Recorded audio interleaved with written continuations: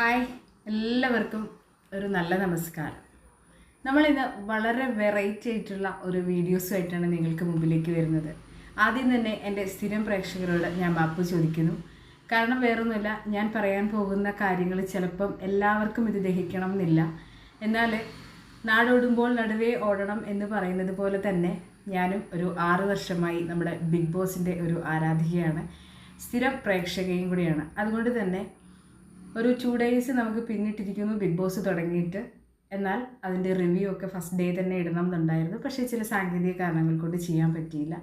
എന്നാൽ എനിക്ക് കിട്ടിയ കുഞ്ഞു കുഞ്ഞു കാര്യങ്ങൾ നിങ്ങളോടും കൂടി ഒന്ന് പങ്കുവെക്കണം എന്ന് തോന്നി.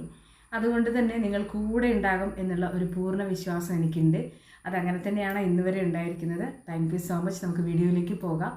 അപ്പോൾ എല്ലാവർക്കും അറിയാം, നമ്മുടെ season 7 Bigg Boss season 7 tag line പോലും 7ൻ്റെ പണി എന്നുള്ളതാണ്. അതുകൊണ്ട് തന്നെ നമുക്കത് കേൾക്കുമ്പോൾ തന്നെ അറിയാം ഫുള്ള് പണികളായിരിക്കും എന്നുള്ളത്, അല്ലേ? അപ്പോൾ പണികൾ തുടങ്ങുന്നതിന് വേണ്ടിയിട്ടുള്ള മത്സരാർത്ഥികളെല്ലാം തന്നെ അകത്തേക്ക് വന്നു. അവിടെ സ്റ്റാർട്ടിങ് തന്നെ ചെറിയ ചെറിയ പൊട്ടലും ചീറ്റലും ഒക്കെ ഉണ്ടായി. ആദ്യത്തെ ആ കെട്ടിപ്പിടുത്തവും ഹഗ് ചെയ്യലും അല്ലെങ്കിൽ സ്നേഹ സംഭാഷണങ്ങളൊന്നും പിന്നെ അവിടെ കാണുന്നില്ല. തുടക്കത്തിൽ തന്നെ എല്ലാവരും ക്യാമറ ഫേസ് ചെയ്യാനുള്ള തത്രപ്പാടിലാണ് ഉണ്ടായിരിക്കുന്നത്. ഓരോ കണ്ടസ്റ്റൻസിനെയും എടുത്തു പറയേണ്ടതായിട്ടുള്ള ആവശ്യമില്ല. കാരണം ബിഗ് ബോസ് കാണുന്ന സ്ഥിരം പ്രേക്ഷകർക്ക് എല്ലാവരെയും മനസ്സിലായി തുടങ്ങിയിട്ടുണ്ട് എന്ന് മനസ്സിലാകുന്നു. എന്നാൽ ചില വ്യക്തികളെ നമുക്ക് എടുത്ത് പറയേണ്ടതായിട്ടുമുണ്ട്. എന്തായാലും നിങ്ങൾ വീഡിയോ സ്കിപ്പ് ചെയ്യാതെ കാണുക. ഇതുപോലുള്ള പുതിയ പുതിയ റിവ്യൂസ് ചാനൽ നിങ്ങൾ ഫുള്ള് ലൈവ് ഒന്നും കാണാത്ത ആളുകൾക്ക് വേണ്ടിയിട്ടൊക്കെ ചെറിയ ചെറിയ ഷോർട്ട് വീഡിയോകളൊക്കെ ആയിട്ട് ഞാൻ വരുന്നതായിരിക്കും. നിങ്ങളെല്ലാവരും കാത്തിരിക്കുക, കൂടെ ഉണ്ടാവുക. അപ്പോൾ നമുക്ക് പോകാം. എന്താണ് നമുക്ക് അവിടെ ഈ 2 ദിവസം കൊണ്ട് കിട്ടിയ ഒരു അനുഭവം, അല്ലെങ്കിൽ 2 ദിവസം നമ്മൾ നമ്മുടെ സമയം ചെലവഴിച്ചപ്പോൾ നമ്മൾക്ക് ബിഗ് ബോസ് ഹൗസിനെ കുറിച്ച് തോന്നിയ ഒരു ചെറിയ ചെറിയ കാര്യങ്ങൾ നമുക്കൊന്ന് പങ്കുവെക്കാം. ഇത് ഒരു എന്താ പറയുക, നമ്മൾ തമ്മിൽ കാണുന്ന ആളുകൾ തമ്മിലുള്ള ഒരു കോൺവെർസേഷൻ ആയി മാറട്ടെ ഈ ഒരു വീഡിയോ. അപ്പോൾ നോക്കാം. 7ൻ്റെ പണി എന്ന നിലയ്ക്ക് തന്നെയാണ് നമ്മൾ ആദ്യം തന്നെ സ്റ്റാർട്ട് ചെയ്യുന്നത്, അല്ലേ? അപ്പോൾ വളരെ മനോഹരമായൊരു ക്യാപ്ഷനാണ് ഈ പ്രാവശ്യം ബിഗ് ബോസും ലാലേട്ടനും എല്ലാം കൂടി ബിഗ് ബോസ് ടീം നമ്മൾക്ക് വേണ്ടി ഒരുക്കിയിരിക്കുന്നത്. അപ്പോൾ പണി കിട്ടാതെ നിങ്ങളും സൂക്ഷിക്കുക, അല്ലെങ്കിൽ നമ്മൾക്ക് മുൻ അനുഭവങ്ങളെല്ലാം ഓർമ്മയുണ്ട്. അപ്പം എങ്ങനെയാണ് പണികൾ വരുന്നത് എന്നൊരിക്കലും പ്രെഡിക്റ്റ് ചെയ്യാൻ പറ്റത്തില്ല എന്നുള്ളതിൻ്റെ ഒന്നാമത്തെ തെളിവാണ് ഫസ്റ്റ് തന്നെ കൊടുത്ത ക്യാപ്റ്റൻസി ടാസ്ക്. ക്യാപ്റ്റൻസി ടാസ്കിൽ ഏറ്റവും കൂടുതൽ ഷേവിംഗ് ക്രീം ഉള്ളയാളെ ക്യാപ്റ്റൻ ആക്കില്ല എന്നായിരുന്നു മത്സരാർത്ഥികളുടെ എന്താ പറയുക ചിന്തയിലുണ്ടായിരുന്നത്. എന്നാൽ അതിനെ നേരെ മറിച്ച് ആക്കിക്കൊണ്ട് ബിഗ് ബോസ് ബാക്കി എല്ലാ കണ്ടസ്റ്റൻസിനും 7ൻ്റെ പണി കൊടുത്തുകൊണ്ട് തന്നെ നമ്മുടെ അഭിലാഷ് തറയിലിനെ ഒന്നാമത്തെ ക്യാപ്റ്റനാക്കി മാറ്റി.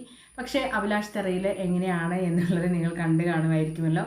അപ്പോൾ എങ്ങനെയാണ് ഈ ആഴ്ചത്തെ ക്യാപ്റ്റൻസി എങ്ങനെയാണ് അഭിലാഷ് ചെയ്തത് എന്നുള്ളതൊക്കെ നമുക്കിതിൻ്റെ അവസാന ഭാഗമായിട്ട് കാണാം. പക്ഷേ ഇപ്പോൾ ഏറ്റവും ആളുകളിലേക്ക് എത്തപ്പെട്ടിരിക്കുന്നത് നമ്മുടെ സോഷ്യൽ മീഡിയ അതിലൂടെ വൈറലായ രേണു സുധി തന്നെയാണ്.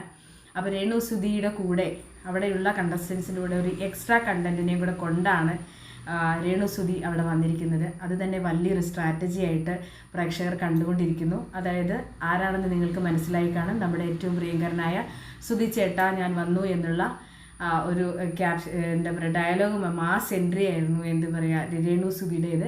പക്ഷേ അവിടെ എക്സ്ട്രാ ഒരു കണ്ടൻ്റായിട്ടാണ് നമ്മളവിടെ രേണു സുധിനെ കാണുന്നത്. ഗുരുവായൂരപ്പനുണ്ട്, കർത്താവുണ്ട്, രേണു സുധിയുണ്ട്. അങ്ങനെ 3-4 ആളുകളെയും കൊണ്ടാണ് രേണു സുധി അവിടെ പ്രവേശിച്ചിരിക്കുന്നത്. പക്ഷേ രേണു സുധിയിൽ എപ്പോഴും ഒരു നെഗറ്റീവ് കണ്ടെത്താനായിട്ട് ആളുകൾ ശ്രമിക്കുമെന്നുള്ള കാര്യത്തിൽ യാതൊരു സംശയവും വേണ്ട എന്നുള്ളത് ആദ്യം തന്നെ കാണാം. കാരണം അവളുടെ ഹെൽത്ത് വൈസ് അല്ലെങ്കിൽ അവൾ ജീവിച്ച് വന്ന സാഹചര്യങ്ങളും വലിയ വലിയ ആൾക്കാരുമായിട്ട് മിങ്കിൾ ചെയ്യുമ്പോൾ ഉണ്ടാകുന്ന വ്യത്യാസങ്ങളും ഒക്കെ എടുത്ത് കുടഞ്ഞുകൊണ്ട് എന്തായാലും രേണുസുധിക്കെതിരെ അമ്പ് തന്നെ എറിയാൻ ചാൻസ് ഉണ്ട്.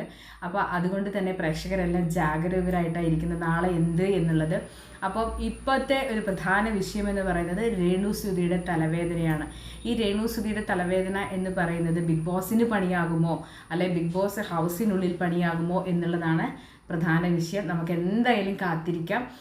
തുടർന്നുള്ള ഓരോ ദിവസത്തെ അപ്ഡേഷനുമായിട്ട് ഞാൻ എല്ലാ ദിവസവും രാവിലെ 10 മണിക്ക് വരുന്നതായിരിക്കും. നിങ്ങളെല്ലാവരും വെയിറ്റ് ചെയ്തിരിക്കുക.